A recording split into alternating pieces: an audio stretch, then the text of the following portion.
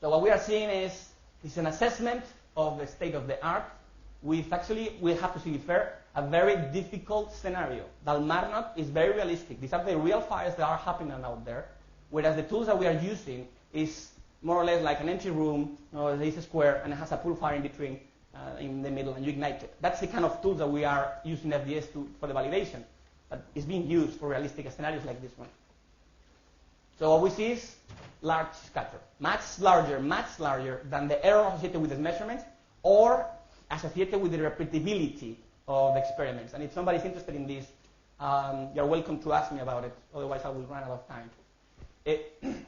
We see large scatter, but lower in the post-flashover, and especially in farther away from the fire.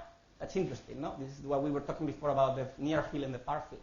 We do better in the far field than in the near field.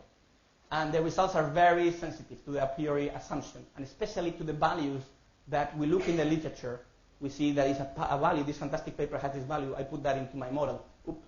Somebody went to look into other paper that was also very fantastic. Oops.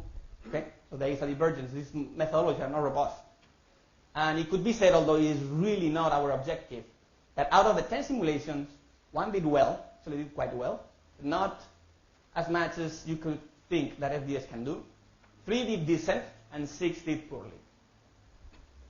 Lessons, no wonder. Fire is inherently very difficult to predict, and Dalmarnock was not an easy task. Although the model involves our FDS and CFAST, we are certain that these results apply to any fire model that is out in the market.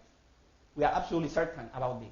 However, we cannot prove it because they were not accepting our invitation. The results give us a really good sense of how far we can go claiming accuracy of complicated scenarios like this one. We're not saying it's completely wrong. It's just you cannot predict the accuracy that we might be tempted to claim. And pretty much is the scatter, the source of the scatter is the large excess of degrees of freedom that fire models have. To speak clearly, it has too many parameters. They are of an unknown origin. I'm not saying it's wrong. I'm just saying that it's not easy for a fire modeler to find the origin of these values. And we are making public this to encourage debate. And also, it is, as a researcher, this is fantastic news. This is fantastic news. Superb. It means that we still have a work to do. We have to keep researching. Thank you very much.